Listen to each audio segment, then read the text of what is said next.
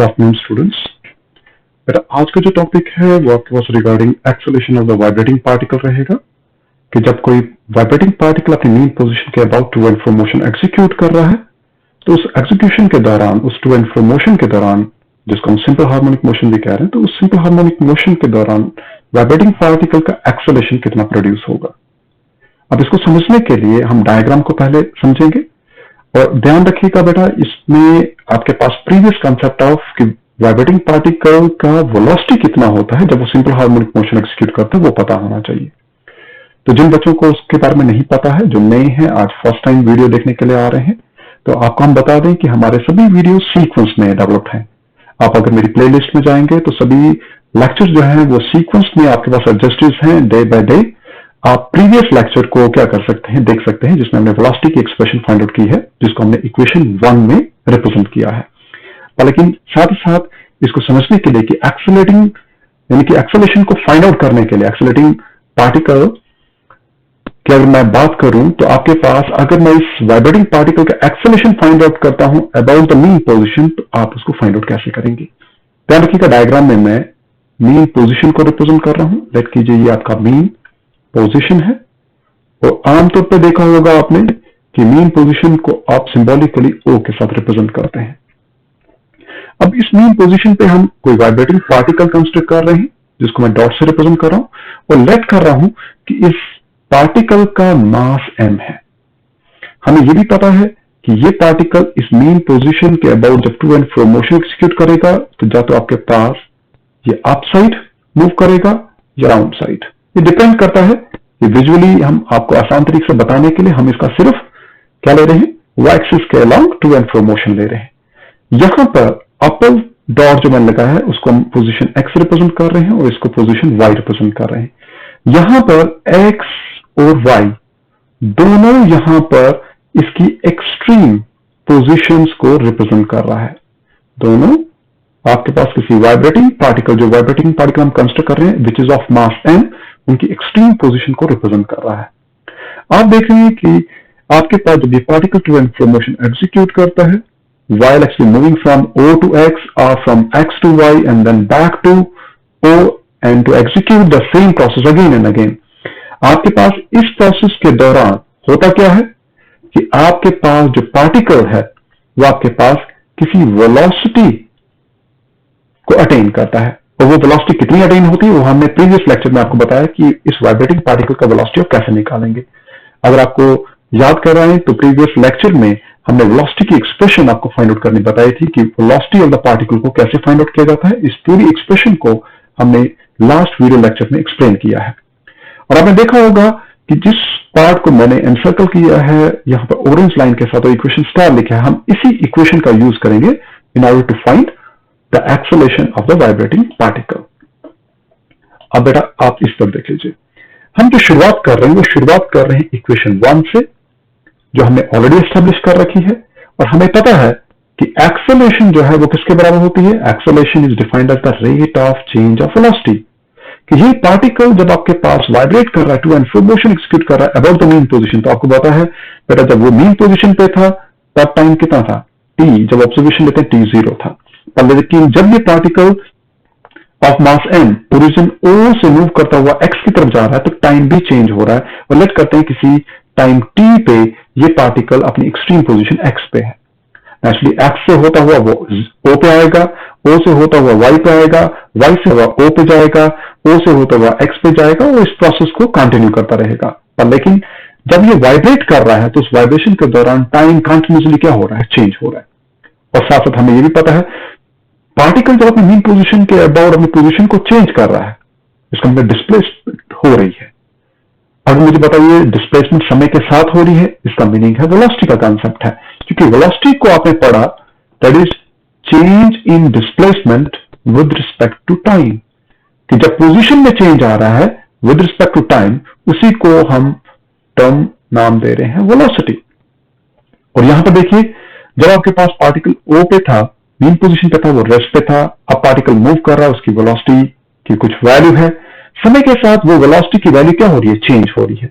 तो समय के साथ जब velocity of the particle change करता है तब हम उसको कहते हैं एक्सेलरेशन। तो एक्सेलरेशन को हम डिफाइन कर रहे हैं rate of change of velocity, और अगर डिफरेंशिएशन की फॉर्म में हम इसको स्टडी करें तो एक्सेलरेशन को हम लिखते हैं dv upon dt, where dv stands for change in velocity and dt stands for change in time. It means acceleration को हम रीड कर सकते हैं change in velocity with respect to time. तो ये टर्म जो मैंने ग्रीन में लिखा है इसको हम रीड कर सकते हैं change in velocity with respect to time, कि समय के साथ वेलोसिटी में कितना चेंज आ रहा है। d अपॉन dt हमने उसको एज सच लिखा d अपॉन dt, और v की वैल्यू को मैंने यहां पर सब्स्टिट्यूट कर दिया, और v की वैल्यू हमने कहां से सब्स्टिट्यूट की है, इक्वेशन 1 से, that is a omega cos of omega t minus kx, जो इक्वेशन 1 आपने ऑलरेडी प्रीवियस लेक्चर में सॉल्व कर रखा है। अब बेटा आपको पता है यहां पर जो डिफरेंशिएशन है वो विद रिस्पेक्ट टू टाइम है, और हमारे पास ब्रैकेट के भीतर जो ब्रैकेट मैंने ये लिया है, इस ब्रैकेट में सिर्फ cos वाला टर्म है जिसमें टाइम इन्वॉल्व हो रहा है। अगर आप इसको देखेंगे ओमेगा t माइनस kx है, इसका मीनिंग क्या हुआ, इसका मीनिंग है कि आपके पास सिर्फ आपके पास cos वाला ये टर्म है जिसको मैंने अंडरलाइन किया, जिसमें टाइम का इन्वॉल्वमेंट है, इसलिए डिफरेंशिएशन आपके पास सिर्फ cos of omega t minus kx का होगा, और हमारे लिए a ओमेगा क्या है, कांस्टेंट है। तो इस a ओमेगा को डिफरेंशिएशन पार्ट से हम बाहर ले सकते हैं, तो इसलिए मैंने नेक्स्ट स्टेप में a ओमेगा को बाहर लिया है, और डिफरेंशिएशन हम किसकी कर रहे हैं, cos of omega t minus kx की। अब आपने देखा कि cos of omega t minus kx का डिफरेंशिएशन हम विद रिस्पेक्ट टू टाइम कर रहे हैं। अब cos की डिफरेंशिएशन क्या होती है, उसके लिए आपके पास जनरलाइज्ड रूल हमने यहां पर बताया है, कि वो जनरलाइज्ड रूल कहता है कि जब भी differentiation of cos of a theta, a here stands for the coefficient of theta, तो cos ऑफ a थीटा की डिफरेंशिएशन जब भी की जाती है वो negative of sine of a theta होता है,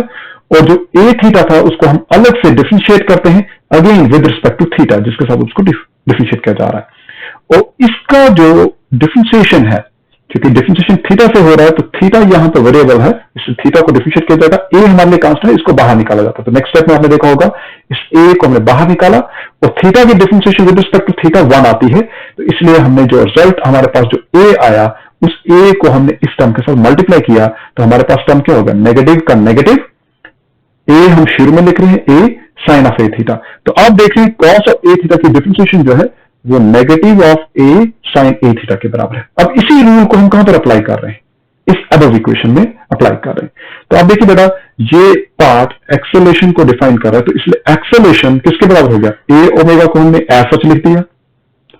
और ब्रैकेट में जब हमने इस पार्ट को डिफरेंशिएट किया जिसको मैं एनसर्कल कर रहा हूं, तो डिफरेंशिएशन में ये वाला रूल यूज करने के बाद हमारे पास रिजल्ट क्या आ गया, आप इस रिजल्ट को देखिए, minus minus sine of a theta, sine of a theta की जगह हमारे पास क्या था, थीटा ए थीटा की जगह हमारे पास ओमेगा टी माइनस के एक्स, तो sine of omega T minus के एक्स इंटू आपके पास आपने इस ओमेगा टी माइनस के एक्स को अलग से डिफरेंशिएट करना था विद रिस्पेक्ट टू टाइम, हमने वही किया, ओमेगा टी माइनस के x with respect to time हमने इसको डिफरेंशिएट किया, और इस पार्ट को, इसकी डिफरेंशिएशन पार्ट को हमने ऑलरेडी प्रीवियस लेक्चर में डिस्कस कर रखा था, लेकिन इसको हम फिर यहां पर इलैबोरेट कर रहे हैं। A omega remains as such, bracket में देखिए minus sine of omega T minus के एक्स को हमने वैसे ही रखा। अब देखिए डिफरेंशिएशन पहले हम ओमेगा टी को कर रहे हैं, यहां पर बीच में क्या था माइनस, मैंने उसी माइनस को यहां पर लगाया है, फिर हम डी अपॉन डी टी किसके ऊपर अप्लाई करेंगे, के एक्स के ऊपर, हमने डी अपॉन डी टी हमने के एक्स के ऊपर अप्लाई किया। सेकंड पार्ट को अगर आप देखें तो यहां पर differentiation of k x with respect to t है, देखिए यहां पर बेटा ना तो k फंक्शन ऑफ टाइम है ना ही x फंक्शन ऑफ टाइम है, इसलिए ये सेकंड पार्ट 0 हो जाएगा, differentiation of x with respect to time 0 हो जाएगा, इसलिए ये वाला पार्ट का वैल्यू 0 है, तो सेकंड पार्ट में हमने यहां पर 0 सब्स्टिट्यूट करके माइनस के बाद हमने 0 लगाया। फर्स्ट पार्ट को देखिए तो ओमेगा कांस्टेंट है, इसको बाहर ले लेंगे, और डिफरेंशिएशन बचेगा सिर्फ t का विद रिस्पेक्ट टू t, तो differentiation of t with respect to t, t की डिफॉल्ट पावर कुछ नहीं है, तो डिफॉल्ट पावर 1 है। और आपको बता दें कि जब आप differentiation of t with respect to t करते हैं तो ये रूल हमने ये कल भी रूल बताया था कि ये रूल कैसे अप्लाई हो रहा है, क्योंकि आपने शायद लोअर क्लासेस में डिफरेंशिएशन ऑफ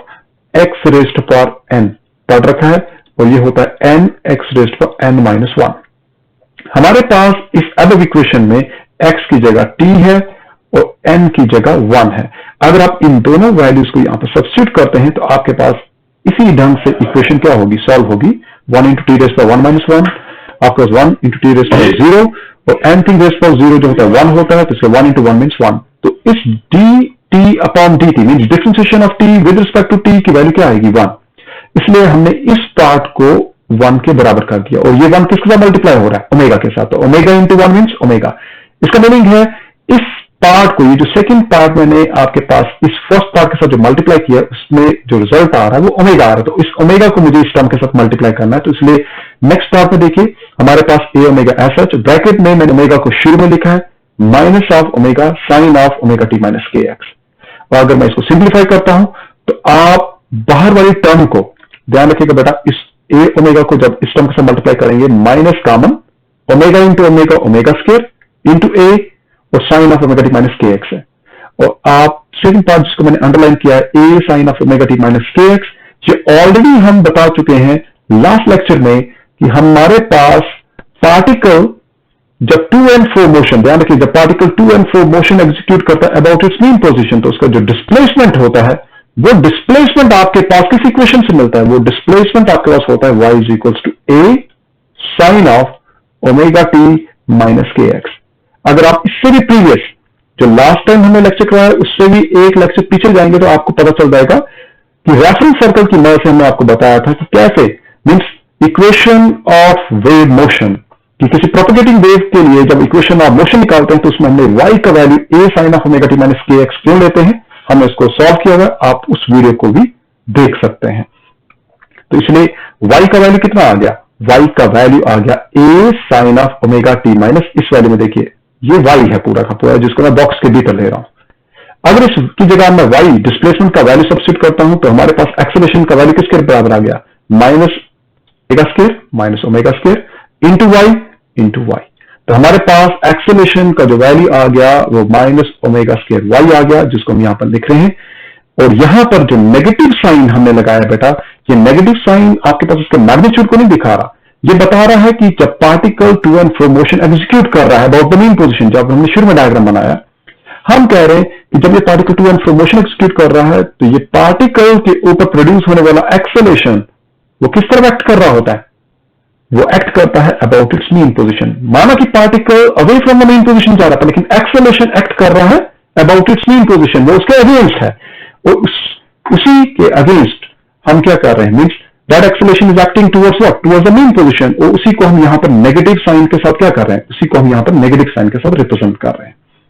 यहां से क्लियर है कि ए जो है वो डायरेक्टली डिपेंड कर रहा है वाई के ऊपर, तो A directly depend upon Y, directly proportional to Y लिख सकते हैं, where Y is what, the displacement. इसका मीनिंग है कि पार्टिकल द मीन पोजीशन के अबाउट, ध्यान रखिएगा अगर ये पार्टिकल का मीन पोजीशन है, ये लाइन जो मैं लगा रहा हूं ये मीन पोजीशन है, पार्टिकल अगर मीन पोजीशन से डिस्प्लेस हुआ मीन डिस्प्लेसमेंट अगर कम है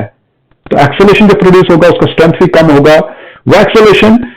कम आपके पास क्या करेगा, आपके पास उसका मैग्नीट्यूड कम होगा, हम कह सकते हैं उसका ड्रैगिंग इफेक्ट जो होगा वो कम होगा। लेकिन अगर पार्टिकल क्या है, ज्यादा डिस्प्लेस है, डिस्प्लेसमेंट ज्यादा है, तो एक्सेलरेशन जो पार्टिकल के ऊपर प्रोड्यूस होगा वो भी क्या होगा, ज्यादा होगा। अब बात आती है कंडीशन अप्लाई करने की, कि अगर हम इन एक्सेलरेशन की वैल्यूज को हम पार्टिकल की पोजीशन मीन पोजीशन पे एक बार स्टडी करें और एक बार हम एक्सट्रीम पोजीशन पे स्टडी करें, तो एक्सेलरेशन क्या होगा जब मीन पोजीशन पे होगा पार्टिकल, एक्सेलरेशन की वैल्यू क्या होगी जब वो अपनी एक्सट्रीम पोजीशन पे होगा, चाहे वो अपसाइड एक्सट्रीम में है चाहे फिर बॉटम एक्सट्रीम पे है, तो आपको उसकी वैल्यूज क्या होंगी वो हम कंडीशन अप्लाई करेंगे। हमें पता है कि जब पार्टिकल मीन पोजीशन पे होता है तो वाई की वैल्यू क्या होती है, जीरो, मीन्स डिस्प्लेसमेंट जीरो है। आप इसको डायग्राम में देखिए, जब पार्टिकल अपनी मीन पोजीशन पे है, मीन पोजीशन हमने यहां पर दिखाई है, तो मुझे बताइए जब पार्टिकल यहां पर है तो वाई एक्सिस के लाइन तो डिस्प्लेस कर ही नहीं रहा, तो डिस्प्लेसमेंट कितनी होगी, जीरो। हम इसी कंडीशन को इस एक्सप्रेशन में क्या कर रहे हैं, सब्स्टिट्यूट कर रहे हैं। और ध्यान रखिएगा बेटा, एक्सेलरेशन का एक्सप्रेशन आपने ऑलरेडी किसमें निकाला है, इसमें, इसको आप इक्वेशन स्टार कीजिए, इस इक्वेशन में निकाला है, तो A is equals to minus omega square Y, Y की वैल्यू क्या रहेगी मीन पोजीशन पे, मीन पोजीशन पे वाई की वैल्यू रहे तो ये जीरो, तो वाई की जगह आप जीरो सब्स्टिट्यूट कीजिए, और zero into anything is what, zero. इसका मीनिंग ए की वैल्यू कितनी आ जाएगी, जीरो। और हमारे पास एक्सेलरेशन का वैल्यू जो जीरो आ रहा है वो इसकी मिनिमम वैल्यू को रिप्रेजेंट कर रहा है। इसका मीनिंग है पार्टिकल जब अपनी मीन पोजीशन पे होगा, वो जब वाइब्रेट कर रहा है तो वाइब्रेशन के दौरान मीन पोजीशन पे भी है, लेकिन जब वो मीन पोजीशन पे है तो उसका एक्सेलरेशन क्या होगा, जीरो होगा। इसका meaning acceleration of the vibrating particle at its mean position is always minimum. अब बात करते हैं एक्सट्रीम पोजीशन की, तो एक्सट्रीम पोजीशन पे देखिए जब पार्टिकल अपनी एक्सट्रीम पोजीशन पे है, लेट करते हैं पार्टिकल एक्स पे है या पार्टिकल वाई पे है। अब जब एक्स पे है तो मुझे बताइए पार्टिकल मीन पोजीशन से उसका जो डिस्प्लेसमेंट है वो डिस्प्लेसमेंट कैसा है, वो डिस्प्लेसमेंट सबसे मैक्सिमम है। सिमिलरली पार्टिकल जब अपनी एक्सट्रीम पोजीशन वाई पे है वो डिस्प्लेसमेंट वाई भी क्या है, मैक्सिमम है। और आपको ऑलरेडी पता है कि displacement of the vibrating particle about it's mean position जब मैक्सिमम होता है, उस मैक्सिमम डिस्प्लेसमेंट को हम उसका एम्पलीट्यूड कहते हैं। तो इसलिए वाई जब मैक्सिमम है तो वाई एग्जैक्टली बराबर है किसके, उसके amplitude of the vibrating particle के। तो इसलिए y की वैल्यू क्या हो जाएगी, a के बराबर हो जाएगी। और अगर मैं y की वैल्यू को यहां पर a सब्स्टिट्यूट करता हूं, मैं थोड़ा सा इसका कलर चेंज कर देता हूं ताकि आप उसको आइडेंटिफाई कर सकें। अगर मैं y की वैल्यू को a सब्स्टिट्यूट करता हूं तो बेटा आपको पता एक्सेलरेशन का जो एक्सप्रेशन आपने निकाला वो आपने निकाला माइनस ओमेगा स्क्वायर y, तो माइनस ओमेगा स्क्वायर y की जगह मैं क्या डाल रहा हूं, a। अब आपको पता है नेगेटिव साइन सिर्फ आपके पास बता रहा है कि एक्सेलरेशन किस तरफ एक्ट करी है, इधर it is acting towards the mean position और away from the mean position. Negative sign सिर्फ मीन पोजीशन की डायरेक्शन को रिप्रेजेंट कर रहा है, इसलिए नेगेटिव साइन को आप बुला भी सकते हैं या फिर सिंपली मैग्नीट्यूड की टर्म्स में बात करें तो मैग्नीट्यूड ऑफ ए जो होगा वो माइनस ऑफ ओमेगा स्क्वायर ए का मैग्नीट्यूड होगा जो कि ओमेगा स्क्वायर ए है। तो आपको पता है ना तो ओमेगा जीरो है ना ही ए जीरो है, इसलिए ये वैल्यू क्या है, नॉन जीरो है। तो ये नॉन जीरो वैल्यू बता रही है कि एक्सेलरेशन की वैल्यू क्या है, मैक्सिमम है। आप इसको एग्जांपल समझ सकते हैं। मुझे बताइए अगर 2 ओमेगा की वैल्यू अगर 2 के बराबर है, ये नॉन जीरो है। अगर मैं इसको ए एम्पलीट्यूड वो भी नॉन जीरो 3 है, तो 3 इंटू 2 क्या होता है, 6। That is also non zero value. और ये 6 क्या है कि जब भी आप किसी दो वैल्यूज को मल्टीप्लाई करेंगे you always get what, some bigger value. लेकिन ध्यान रखिएगा जब आप छोटी वैल्यूज को मल्टीप्लाई करते हैं तो वो और छोटी, इसका मीनिंग है ये बिगर वैल्यूज हैं, इसलिए इनका रिजल्ट क्या आ रहा है, बिग आ रहा है। तो आप कह सकते हैं कि acceleration is what, maximum when the medium particle is at its extreme position। हमारे डायग्राम के केस में वो एक्सट्रीम पोजीशन या तो टॉप पे है या बॉटम पे है। तो बॉटम या टॉप पे आपके पास एक्सेलरेटिंग पार्टिकल जो है, वाइब्रेटिंग पार्टिकल जो है, उसका एक्सेलरेशन सबसे क्या होगा, मैक्सिमम होगा। आप डायग्राम के जरिए समझिए कल की वीडियो लेक्चर को और आज की वीडियो लेक्चर को। हम यहां पर बता रहे हैं कि जब पार्टिकल अपनी एक्सट्रीम पोजीशन एक्स पे है या वाई पे है, जब एक्सेलरेशन मैक्सिमम होगी तब वेलोसिटी मिनिमम होगी, और मीन पोजीशन पे जब एक्सेलरेशन मिनिमम है तब वेलोसिटी मैक्सिमम होगी। इसका मतलब ये दोनों एक दूसरे के क्या है, अपोजिट है, एक दूसरे के रेसिप्रोकल है। Thank you. मेरा एक मैसेज था आपके लिए कि अगर आपको मेरे लेक्चर्स आसान लगते हैं, आपको समझ में आता है, ल्यूसिड वे में हम आपके लिए बनाते हैं, तो प्लीज अपने फ्रेंड सर्कल जो फिजिक्स को पढ़ते हैं या फिर कोई भी आपका जो फ्रेंड सर्कल से बाहर भी हैं, तो प्लीज इस वीडियो को जरूर शेयर कीजिए और कोशिश कीजिए कि चैनल को आप सब्सक्राइब भी करें और बेल आइकन को दबा दीजिए ताकि मेरे जो रेगुलर जो इंटरवल्स में जो वीडियोस हैं वो आप तक शेयर हो सके। Thank you.